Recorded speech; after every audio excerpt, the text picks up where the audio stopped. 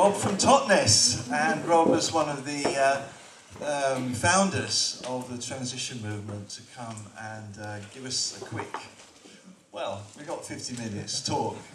Rob, please come up. Give everyone...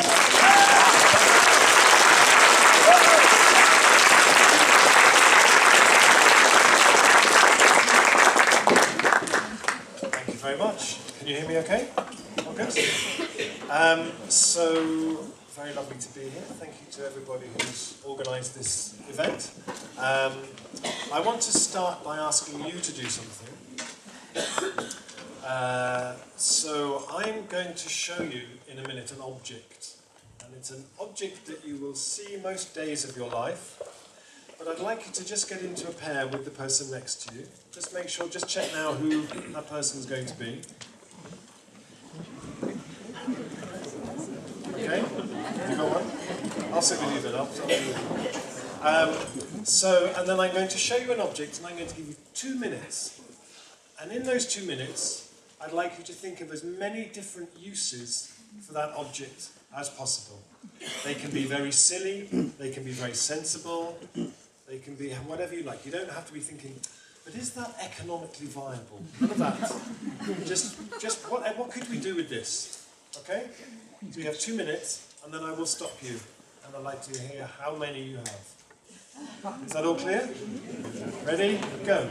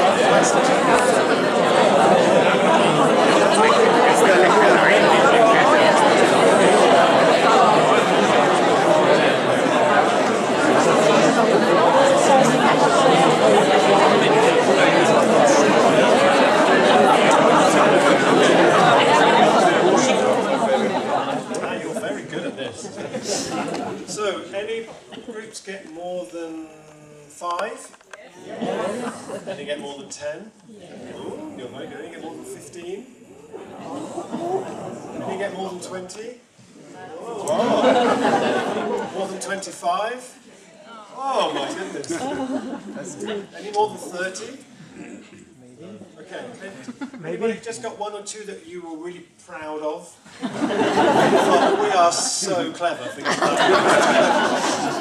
hope we get the opportunity to share this with everybody. As a massage thing.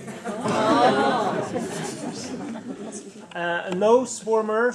A nose warmer. Yeah. To catch spiders. To catch spiders is very good. party hat. Tina has great parties at her house. Make a pig nose. A pig nose. Yeah. Very good, very good. Drum. A drum? Yeah. Okay.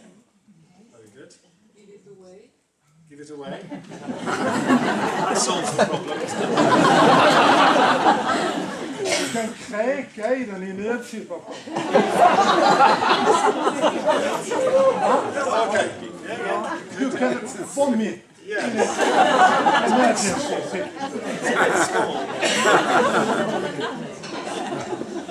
So the reason I wanted to start with this is that what you've been doing there for the last couple of minutes is exercising a muscle, your imagination muscle. And it's a muscle that in life today doesn't get used as much as it should do. Before I go any further, we're going to just stop for a brief commercial break. How do I do this?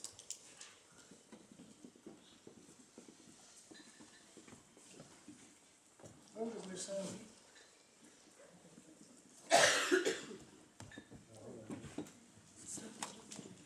Oh dear. Sorry, technical hitch.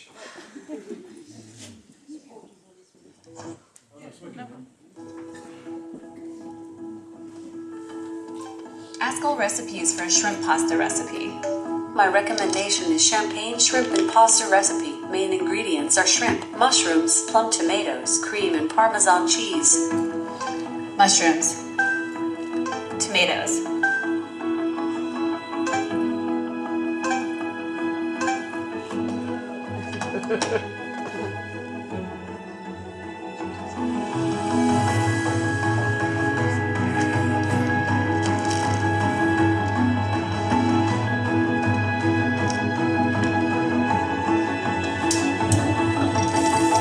How many ounces are in a cup?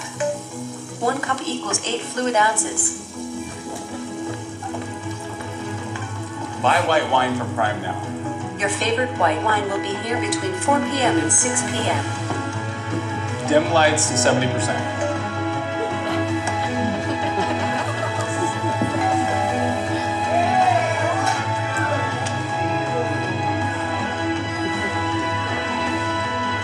To old friends.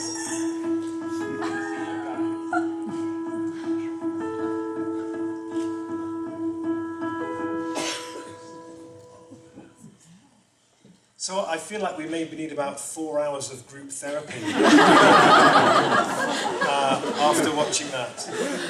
There's so much that is just horribly wrong in that film, and for me, that film, when I saw it, it really captured what it looks like when a culture's imagination has run out.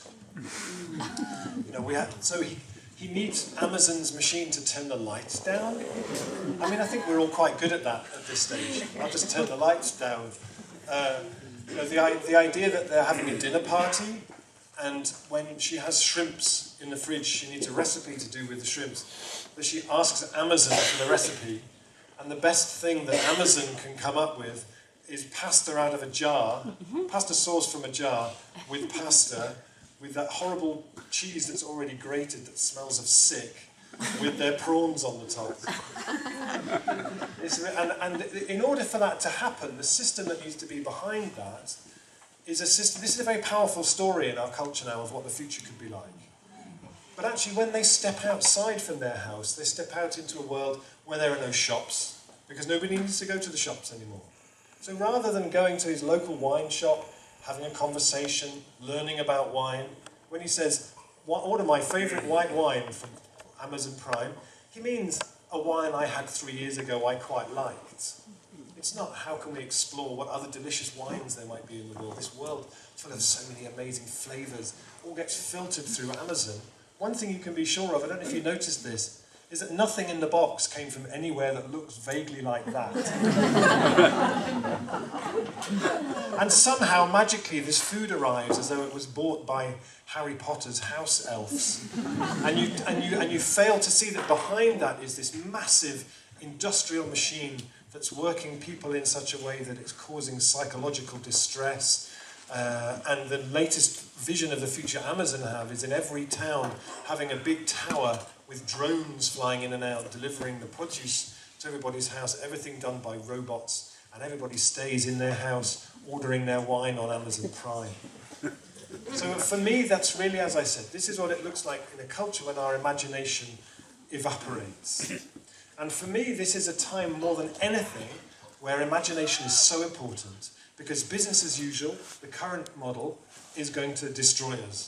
And we have to have a different approach, and that is a work of the imagination, seeing beyond business as usual, but we live in a time of unprecedented imaginative poverty. Whether it's through our education system that's all about tests and numbers and results, through social media, through all the pressure, everyone being exhausted and tired, and so on and so on. So for me, transition has really been an experiment in how do we bring the imagination back? How do we help to bring that and turn the places we live into laboratories of the imagination? So transition's been going for about 12 years now. And when it was our 10th birthday, we tried to pull together some of the key learnings of what we've been doing. And we built this sort of a manifesto. You know, we talk about transition as being about reimagining and rebuilding the world. And so what I want to do is to pull out a few of these and to tell you some stories. So appropriately, the first one is telling great stories. A lot of what transition, how it flourishes is by people, is by stories of people like you doing really great things. So this is a story I really like. I'm going to wander around a little bit. Sorry, is that ruining everything for the people who are filming it? This is in London, and this gentleman here was a journalist and a sustainability consultant. And one day he broke his foot, so he couldn't walk very much. He had to walk very slowly. And he realised in his neighbourhood, he didn't really know anybody particularly. He read an article in his local newspaper about a woman who had died in her flat, and nobody had found her for 6 years. And he thought, that could be me. I don't know anybody in my town. How can I get to meet some more people? So anyway, he had to walk very slowly because he had hurt his foot. So it meant that he got to walk around his neighbourhood and see it in a way he'd never really seen it before. And he saw that in lots of places there were grapes growing. In London, he thought, oh, I never noticed those before. And one day he was walking, and he walked behind this man here. And he said, I don't know why I asked him, but I stopped him. I said, excuse me, have you ever made wine before? And this man was from Italy. And he said, my friend, the soles of my feet are still purple from the first 29 years of my life. Say it. So they organised an event on their street where they closed the street and they made a place where you put the grapes and you all tread of the grapes, and they invited all the people who came from all the houses, and together they made wine. The wine is absolutely disgusting. But that's not the point. The point is there's something much more important that came out of this than the wine which is there. They do this every year. It becomes part of the tradition of that street and the people living there. So I love stories like this. So one of the things that really helps with transition is finding those stories and sharing those stories. And seize opportunities. There are so many opportunities around these days if we can see them. This is my 15-year-old son's favourite place in the world. This is a forest near me. And I'm always fascinated by how a forest manages water. It's an amazing system.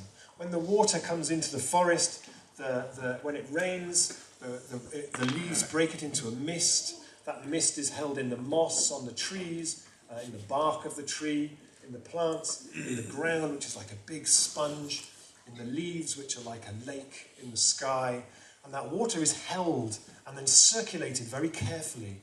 It doesn't just pour through. If Donald Trump designed this forest, you would have gutters around the tree. As soon as the water landed, it would go into a pipe and then off to a big tank owned by one person. In this forest, the water is held. And this for me is how the models of our local economies should work. Money should come in and then should do as many different things as possible before it leaves. That's where the resilience comes from.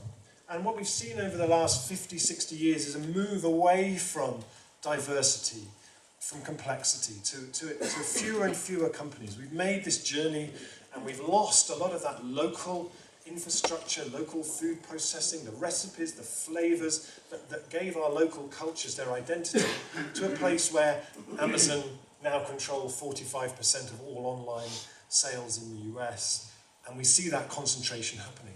The beautiful thing is when you start to go the other way, there is a momentum that builds. If you leave ground blank with just nothing on it, it wants to turn back into this. The natural direction is towards complexity, diversity, resilience.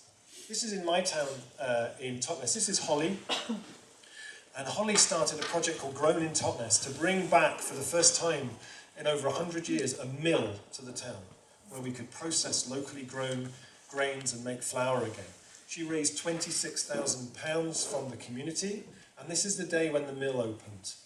The beautiful thing, when you take that step, we'll open a mill.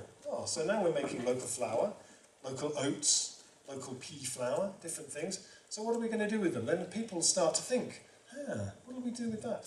So I'm a director of a brewery that we started in my town. If you ever come to my town, you must come and have. It's very, very good. So we make a beer using the spelt flour that they produce, the grains. We made a beer recently using their pea flour. We use their oats in our stout. So then we start to think, well, what else could we do with these things? What other things could we produce locally? Could we make malt again locally? And so it goes on. And you see in America now with the craft beer movement, how it's led to a real explosion of local new enterprises, new commercial hop production, malt production, people starting to make casks again from oak because that's what gives some of the flavours. So for me, there's something really exciting. When we start to move in the opposite direction, there's a momentum that builds. This is in Liège, in Belgium. They have a project called Ceinture d'Alimentaire, which means food belt. So Transition Liège, you can't grow much food in Liège because it was a very industrial city and there's a lot of pollution in the soil. So they look at the land around the city and say, how could we use this land in a different way? Let's create a belt of food production. They got together with the local university, the city council, and it's happening. This project is now happening. They've started 2 or 3 new farms around the city. They've crowdfunded from people in the city to do that. They're growing 60 hectares of vegetables and the same of grain. The idea is that this will continue expanding. They've opened 2 shops in the town which are called The Small Producer. Very, very basic. White space, nothing glamorous, food for sale, really, really taken off, really, really popular. On one of the places they're building this building, they now have funding to build this place, to take that food and create more jobs by making relishes and jams and stuff from that produce. And what was wonderful was, and so this is their plan, they want to start these different things. They started a vineyard, a community vineyard. They raised €2 million to start a cooperative vineyard. I said to them, you raised €2 million? How did you do that? They said, it's Belgium. People like wine. People have money. Don't be afraid. It's good advice, so I passed that advice on. So they're starting now, this is the shop they've started a business growing mushrooms on coffee. They've started a seed project. I can't even translate all of it. But anyway, they're starting to add in, they've started a brewery, a cooperative brewery. So every year they fill in some more of these projects. It's really wonderful. And the thing that was really exciting was that recently their local municipality created their 25-year vision, their plan for that area, 650,000 people. What's it going to be like?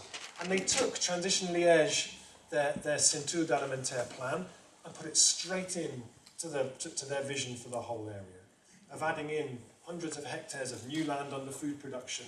So by the end, about 70% of the city's food is coming from farms around the city. Fantastic.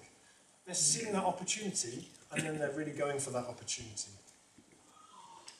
Be creative, playful, and open. So one of the things I love about transition is this sort of, it's not like dour, sort of miserable, sort of environmentalist things. It's sort of really celebratory and colourful. One of the best groups that I see are in London, Transition Town Tooting. They have lots of artists and creative people involved. It's really fantastic. But Tooting is a funny... Anyone ever been to Tooting in London? So in Tooting doesn't really have a middle. it doesn't have like a green or a square or something. It's like a long, busy road with lots of traffic and lots of shops and then houses around it. So they don't have a place. But if there was to be that, there's an area there which is a big circle where the buses turn. So every day this area is full of buses waiting to be told where they have to go. And so Transition Tooting said that would be a great place to have a green, to have a central area. So let's just make it, let's do it one day. Let's put into people's imagination the idea that this place could be a village green. And let's live it for a day. So they organised with the municipality for all the buses to go away, and then they created a green. They had music and they even had grass. They had plants. The local policeman had a great day. The drummers from the local Sikh temple came to play. And I got to sit and put my feet on grass in the middle of a turning circle. One of the loveliest things was there was a real conversation that then started. This is, on one side, this is a big supermarket, a clothes shop. People always walk up and down here, they never look up. That day, everyone looked up and said, oh, what could we do on that wall? How could we tell the story of Tooting on that wall? What would we do there? So I said to one of the organisers, how do you think it went today? She said, something has moved today because people have lived as though that change had already happened and it felt really great. We don't need to argue anymore that it's a good idea. Everybody knows it's a good idea. Put care at the centre. This is a transition group in the north of England who have taken on a farm. They now own a farm. The farm was owned by their municipality, who didn't want it anymore. So the transition group bought the farm, so they now own it, but they run it as a care farm. So they provide care for people who need it, and at the same time they teach them to grow food, they give them experience of being out of doors, they learn skills, things to do with their hands. But it's owned by the community, and it has care really at the heart of what it does. And that's really important. And we see that increasingly, I think, in transition, that we start by saying, what does this place need? Rather than as a climate activist saying, what this place needs is to cut its carbon emissions by whatever, or maybe we can do that same thing, but we come at it from a different direction. When you ask people, what do you need? People say, we need jobs, we need housing, we need things for our young people to do. Well, maybe we can do that and cut carbon and do all of that stuff together. That feels like the promise. Invest in your community. We put our money in the bank. They're not that great what they do with it necessarily. We put our money in pensions, and then we turn on the television and we watch the wars that are funded by those pensions and the destruction that's funded by those pensions.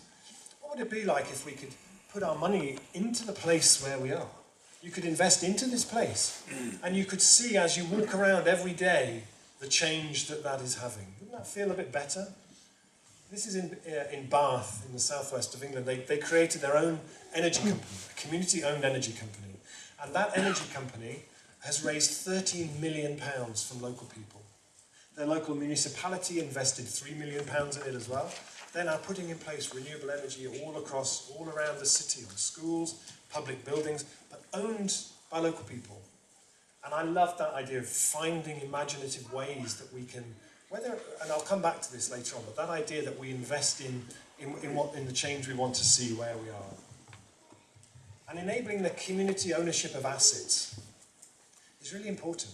When you're a community and you want to change the future of your place, if you own land and buildings and you can be generating revenue to support that, you can make all sorts of things happen. This is in my town, in Totnes. This is an old milk factory. This was the biggest employer in our town. Employed 170 people. It closed in 2007, and 165 people lost their jobs. And we started a campaign when it closed for the community to decide what happened here. This was a great opportunity, right in the heart of the place. We said, we can do this. We want to do this. We want to decide what happens here, and then we would like to own it for the community. So It took us quite a long time to get to the stage of signing a contract with the owner, but when we did, it said that we would get the planning permission, and then once we had the planning permission, we would get 1/3 of the site for £1, and then the value of the rest of the site would come from what we had got planning permission for. So on that day when we signed, shortly after we signed that document, we had this event where for the first time in 7 years we opened the gates. It was like in Charlie and the Chocolate Factory, you know, where the gates opened for the first time. It was like that. And everybody went onto the site, and this was the symbol of these red hearts. We had this incredible cake, which was very, very big. And it was a real celebration. It was just a wonderful occasion. And then we started asking people, okay, what should happen here?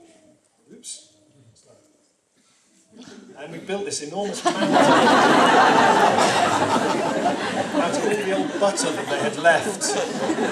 It was amazing. And then there was a really hot day and it all melted. Yeah. Anyway, I'll carry on while they try and find. So we had we did a consultation. So we're a town of about 8,500 people. We consulted about 5,000 people. What should happen here? Most consultations with developers, maybe 100 people. We had 5,500 people came through, and we said, and we arranged it in terms of the past and the present and the future. So we said to people to bring in their stories about what happened here. What was it like here before? Tell us your stories. This was a place that meant a lot to many, many people.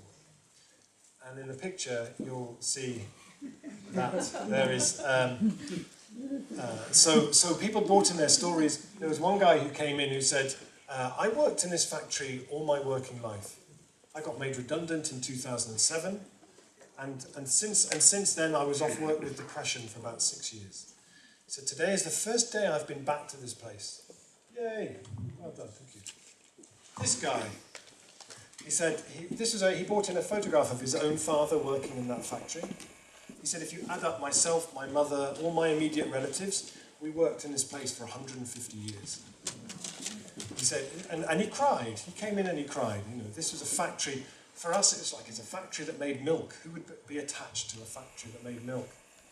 The men here in particular who collect things, and their partners say, you're mad, no one's going to want that old rubbish. Throw it away. This guy is a good example of why it's good to hang on to that stuff. Because we all said, oh, fantastic, brilliant. And they became part of it. It became like a self-organised museum to the factory. It was amazing. This is a photograph of them having birthday parties there in the 1950s. And then together, everybody designed what was going to happen on this place. So the pink is housing, which will be housing that will be affordable and owned by the community. There'll be a hotel, there'll be workspaces, there'll be places for people who are retiring, there'll be a venue for music and events and concerts. There'll be all sorts of different things. But it came from the people, but it will all be owned by the people as well. And then as a community, then we're in a position to be able to make lots of other things happen, which we wouldn't be able to do if we didn't own that place. Support each other. This is in Pasadena, near Los Angeles. Transition Pasadena are really great, and they do a repair cafe. I'm sure you have repair cafes. They happen everywhere. So at their repair, they're very close to Caltech and NASA and lots of very clever people who know about computers and things. So at the repair cafe in Pasadena, you can bring your computer, your phone, your shoes, your curtains, your trousers, and somebody will repair it completely free of charge. They have only one condition, which is that while they repair it, you sit in a chair opposite them and you tell them a story about your life. So I always think, what are they really repairing? This repair cafe. What's really being fixed here?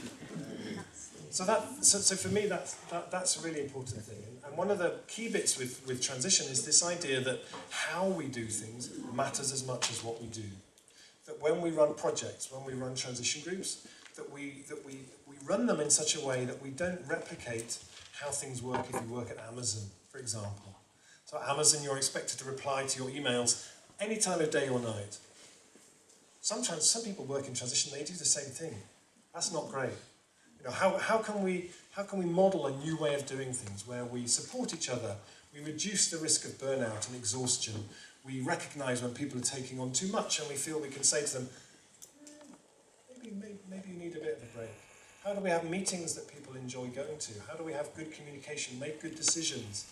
All of that stuff is really vitally important if we're going to actually manage to do all of this. So in transition, we call it, in the transition, that idea that we need to be developing those resources and skills to sustain ourselves and avoid that typical activist model of working really hard and then burning out, and then working really hard and then burning out, and working really hard and then it's like a cycle. How do you break that cycle? You break that cycle by looking out for each other and building into how you operate this. We have in Totnes a thing where any of those of you who know Totnes know we have more psychotherapists per square foot than anywhere else in the world, probably. So quite early on we said to them, how can you help this process? You know, when something terrible happens, you come in and you counsel people, and that's great. But what would it look like if you offered those skills during that process, or even before that process? So in Totnes, we have a system where anybody who is working in the heart of Transition Town Totnes can get free support, free mentoring, free counselling whenever they need it. And it has made such a difference in terms of burnout. At times of high pressure or when projects are very hard work, it really makes an enormous difference. Weave your community together. I'm going to tell you a story about a rather amazing place in France. This is a place called Ungersheim, that's how they say it. Ungersheim, and this is in Alsace, in the northeast of France. And it's a former mining area. This was an area where there was lots of mining, which closed down in the 80s.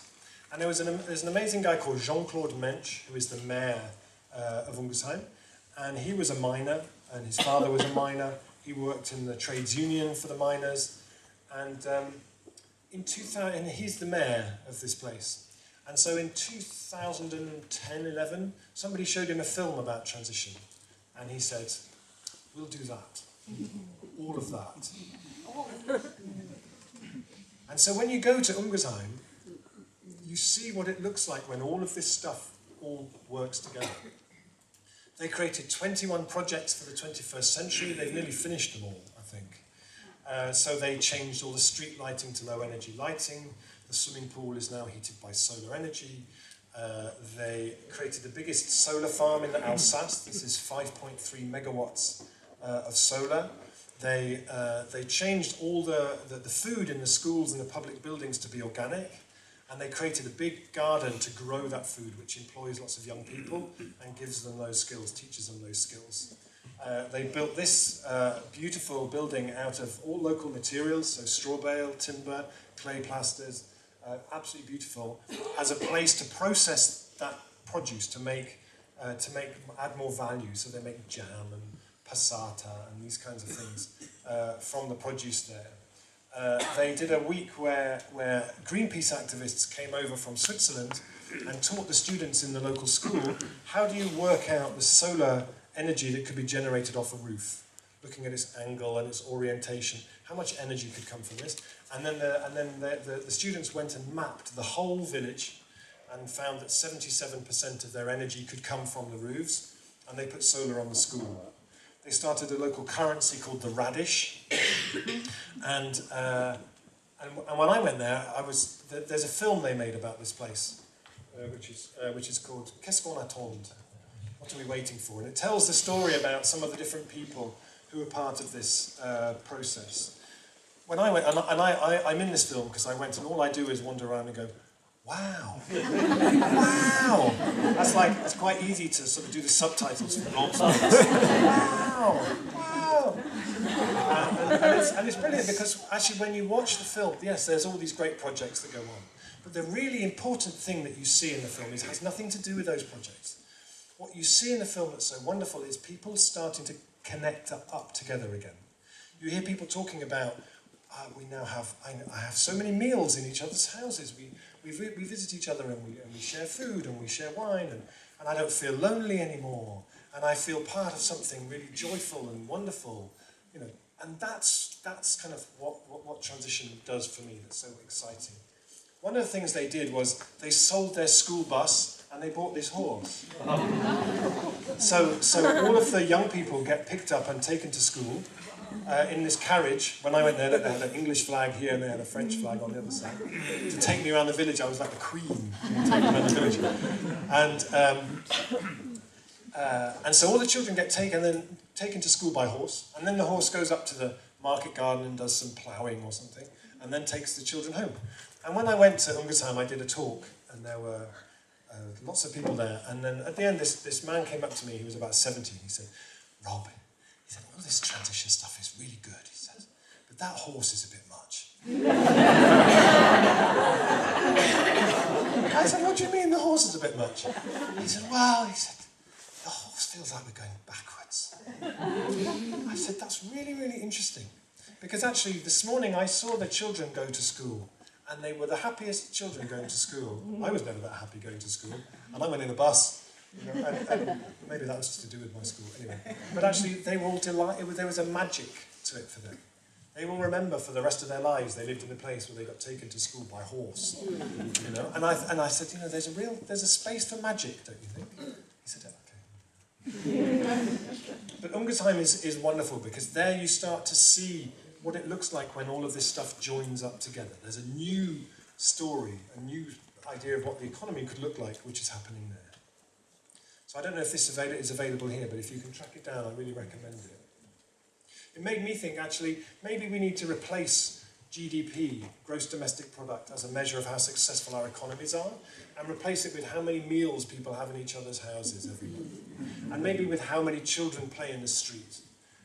You know, some of those real indicators rather than some fanciful nonsense.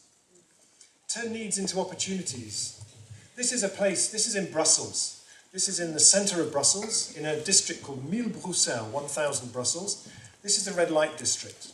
So down here there's there's two brothels down here, and all night men drive up and down these streets looking for women.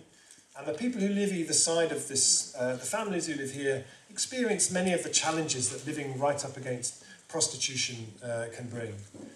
And the local council decided that they would close the street so people couldn't drive up and down. They put these 2 blocks of concrete here. And the people on the street said, we can do better than 2 blocks of concrete. Can we make a garden? So they said, oh, so the municipality said, we'll give you the money for the materials and then you build it. So they made this garden. Now, this garden is not going to feed this street, or even one family on the street, but that's not the point. This is a story that for me is, you know, when I go and travel about transition and talk about transition, people expect what they want to hear in our culture now is, tell me about the big important things, the local currency that is millions in circulation, or the big energy companies. Actually, for me, these small stories are just as important. Because we imagine that either people know nothing about climate change and don't do anything, or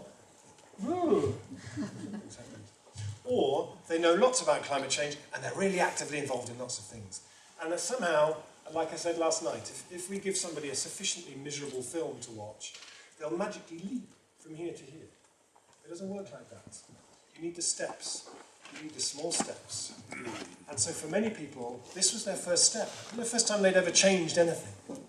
What they found when they built this garden was, for the first time, people stopped in this street to talk to each other. If you went out and you started working in this garden, children came and started playing in the street around you. Children never played in the street before. One day, they even had a tour guide, you know, with the very tall flags, and all the tourists turned up to come and see their garden. They said, what are you doing here? They said, we've come to see your garden. And in Todmorden, where the Incredible Edible movement started, they talk about vegetable tourism. I said, you are now a vegetable tourism destination. So this is a wonderful example, I think, of seeing that something can change and stepping up and doing it, and the confidence you can get from that. So about 6 months after they built this garden, the refugee crisis in Brussels got really, really bad. And there were many, many people coming, and they were sleeping in a park right next to the office where you had to register for residency. And people on this street mobilized, and within 2 weeks, using recycled materials, they built a place in that park that could feed 1,000 people 3 meals a day. they built a school, they built a healthcare centre. They were donated so many clothes they had to hire a warehouse to keep them all in. And I said, how did you get the confidence to do that? They said, from that garden. That was their first step. That was when change felt possible for them. And be entrepreneurial. This is the last one. This is, I think, for me, I love, if we are serious about change at the speed that we need to see change. You know, the climate scientists, a study came out last week, said we have about a 5% chance now of staying below 1.5 degrees. There's still a chance, but it's not a big chance. It's a very small window in which we need to do an enormous amount of things. And if we're going to do that, we need to be stepping up and creating the new institutions ourselves. We need to be creating the new economy ourselves. And one of the ways to do that is by supporting our entrepreneurs. Who are the people in this community who have the great ideas for the kind of things we need to see? So every year in my town we do a thing called the Local Entrepreneur Forum, where we have 5 people who stand up and they say, my name is Rob and I want to start a brewery, for example, which we did the first year. And then the idea is everybody in this room is a potential investor. If you can lend me a pen or 10,000 euros, or you could create me a website, you might help me with my accounts, then you all offer that. This is this year's event. These 5 people all presented the different businesses. This woman here wanted to start a business with bees, keeping bees, but a different kind of bee. This guy was starting a farm and wanted support. This guy was doing a project based in the woods. And they came and they said, what I need is this. I need £5,000, I need some help. And they all went away with all that they needed. But they also went away with a whole community of people behind them and supporting them. It's a fantastic event and a fantastic way to do it. And it could really happen anywhere. So we'll have just time for a few questions. But this is, I always like to finish with this because I love it. I went to Denmark recently and I saw this. And I thought, you know, we live in a time where we have many experts who are really brilliant at designing paths. They study at university, they get qualifications in path design, and they design these really good paths for us. But actually, we're also very good at recognizing that we can make better ones. We don't need anyone's permission to make those paths. We make the path by walking. So all of you here, whether you're involved in growing food, in renewable energy, in education, you're all creating this new path. You are all of your feet are working together and creating this path. And my hope is, and it's what I start to see, and like I mentioned in Liège, you start to see that really happening there, where the path that people have just started to create, it becomes the path. Because as people realize the challenges that we face at this time and start looking around and saying, shit, what are we going to do about this? Oh, maybe there's a path already happening. That path is already in place. So to all of you glorious, skilled, passionate, enthusiastic new path builders, I wish you all courage and support and good luck in working together and doing wonderful things. Thank you very much.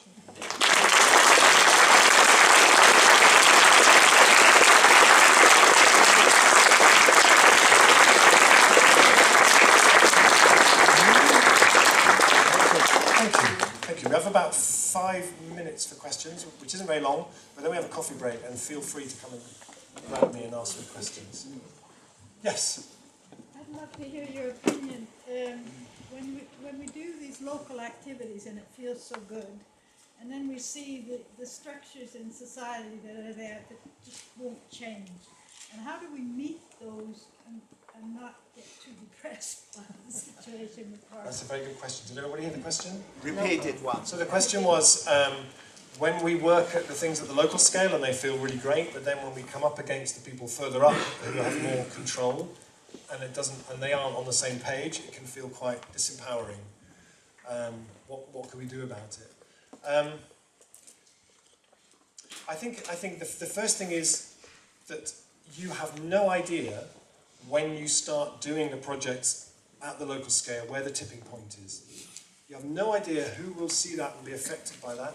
You know, I went to Paris recently. The mayor of Paris, they're just publishing an amazing sort of decarbonisation strategy for Paris, very ambitious, very visionary.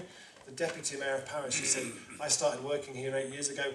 I bought in a copy of your book. Everybody thought I was mad. Now everybody's got one. You know, actually change doesn't work in a linear way. It works like a sort of mycelium. It spreads and fruits in all kinds of unusual places you don't know. You know, so that, for example, the story of Ungusheim, that film is being shown all over France. I've heard about places where they've invited their local mayor to come and watch that film, and their local mayor has cried watching that film because there's something deep in them that goes, actually, I'm the mayor of this place. I should be doing that stuff. You know, so firstly, I would really trust that what you do has a power to it that is beyond what you can imagine and where it might go. And I used to teach permaculture when I lived in Ireland, and I'm on Thursday evenings. And I remember one day, one of the people said to me, Rob, how many people do you think do this course? I said, oh, there's 22 people who do this course. He said, I'd say it's more than that. He said, every Friday morning I'm in my garden, and 10 of my neighbours put their head over the gate and they say, what did he teach you this week? You have no idea where it goes. Secondly, I would say I go to visit places who are doing transition, and they say we have no involvement with our city council, our municipality, they aren't interested. But then I go to visit municipalities who say, we love transition and there's no transition groups. How do we start transition groups? And then I go to places where you have really active transition and you have a municipality who are really excited about that stuff. And then really beautiful things happen, like the Bristol Pound, which is now 5 million Bristol pounds in circulation. You can spend them on the buses, you can spend them to pay you can spend them on your energy bills. That works because they have that close relationship with the city council, which opens up so many possibilities. And my experience is that there are many, many people working in municipalities who love this stuff and actually and are really hungry to be doing some of this stuff. So I would say increasingly my experience is that doors that look like closed doors, when you push them, they're actually a lot more open than you might imagine them to be. But at the same time, if we live in a place where we have very resistant politicians who just are obsessed with economic growth and whatever, then we just have to do what we do, and we share that we're better at telling those stories, and we share those stories, and we build the new systems. Like I say, because we're building the paths, and those are the paths we step onto when we need them. One more? Or not? Yes? Yes, I've been thinking a lot about transition and permaculture, because in permaculture it's very much like we have to sit down for 5 years and design things, and then we can start to do something. And transition comes from permaculture, but it's more like you say, power of just doing stuff. How do you think they I'm not sure that that's a particularly good representation of permaculture. Okay. I taught permaculture for many years, and I never taught anybody they had to spend 5 years designing before they did anything. I think, for me, permaculture was a huge impact on my life, because actually that was kind of partly, apart from punk maybe when I was younger, permaculture had that real spirit of just do it, just go and do something. Actually, you don't need to study about soil for university for 3 years to know how to grow good cabbages. Just read this and then go and grow something, you know. And I love that kind of distillation. I think how I would interpret your question is there is that idea in permaculture that you have to observe for a period of time and then you design. But I don't think those two things are mutually exclusive, because at a community scale there is that observation period of running open space and consulting people and dreaming together and coming up with ideas. But actually that doesn't mean that also during that year you can't do some things. So in my town we did a big sort of visioning plan, kind of permaculture design, which took us about 2 or 3 years to create. But all the time we were doing that, we were working on projects, and things were happening, and things were changing, and people could see around them that things were emerging and starting to happen. So I would say that both those things should happen alongside each other. And actually, if we get permaculture right, then it's kind of the same. Yeah. Okay? How many people, how many inhabitants do you have in Hopkins, and how many do you think are involved in transition? Very good, because that's a Good short question and a good short answer. So Can you repeat everyone will it? be happy. The question was, how many people live in Totnes and what percentage of them are involved in this kind of process? So the first thing I would say is Totnes is not transition Shangri-La. Sometimes people imagine it is. We had a German man who came one time, and he came in the office, he was very angry. He said, I've come all the way from Germany to see the famous transition town Totnes, and you still have cars. Well, you might want to temper your expectations just a little bit. So the best way I can answer that is a little bit out of date. So in 2010-11, I did a PhD that was about transition in Totnes, transition as a case study. And actually what we found there was, we did a big survey, so 75% of people had heard of it, 62% thought it was a good idea, 33% had been to something, had some engagement with it, and 2 or 3% of people had been actively involved. Which for me is, we have this idea that we can only change something when everybody is involved. Actually, what I see again and again with transition is, if you have 10, 15 people, 20 people, you can do a lot with that many people. Thank you very much.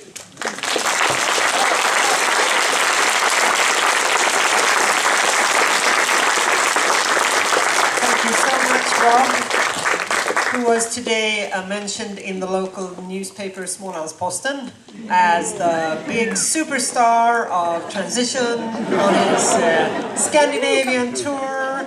And this is the first stop, and we're so happy and grateful for that.